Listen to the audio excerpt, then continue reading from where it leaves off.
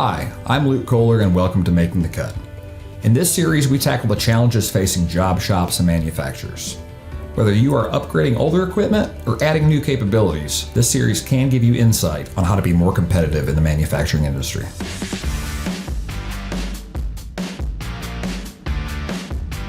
Thanks for joining us. In this episode, we're going to address one of the most common questions I get asked by job shop owners, and that is upgrading an older machining center. Let's say, for example, that you have a machine from the 90s with a 40x20 machining envelope, 8,000 RPM spindle, and 20-tool umbrella-style magazine. While you could find a machine with similar specs, the advances in high-speed tool pass, higher quality cutting tools, and faster rapids wouldn't be a great investment in order to stay competitive. Let's address spindle speed first. For a 40 taper machine, the most commonly available spindle option is 12,000 RPM. This is a great balance for not only small tools in aluminum, but also for larger face mills or more aggressive cuts in steel.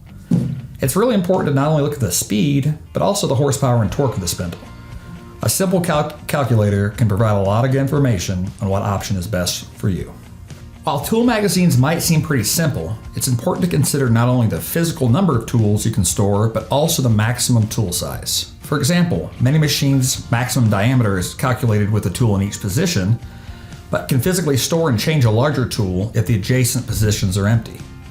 If you're planning to use a lot of larger diameter tools or want to keep multiple jobs set up in your machine, purchasing a larger tool magazine is a no-brainer. I often tell my customers that next to machine size, chip and coolant management may be the most important factor in selecting a machine. I can't tell you how many owners and machine operators have told me that a particular machine would be great if the coolant washdown was better, or if the chip conveyor was more efficient in bringing chips to the bin, instead of them ending up in the coolant tank. A high-pressure coolant system paired with a filtering chip conveyor is my go-to recommendation for shops looking for a new machine. This combo provides excellent cutting conditions at the tool and keeps chips flowing in the right direction. Part and tool probing is something that a shop with older machines probably doesn't have access to, and might not understand why it's important to consider with a new purchase. There are several factors that I think are important, but one of the biggest is your operators.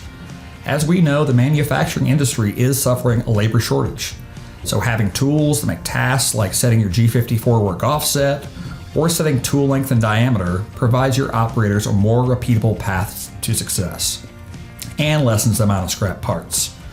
Also, if you're planning to use a rotary taple, you may want to consider whether an optical system will have line of sight issues and choose a radio system instead. All the options, specs, and work have been done. Now we get to discuss the elephant in the room, machine cost. There are a lot of different thoughts on the proposition of cost versus value.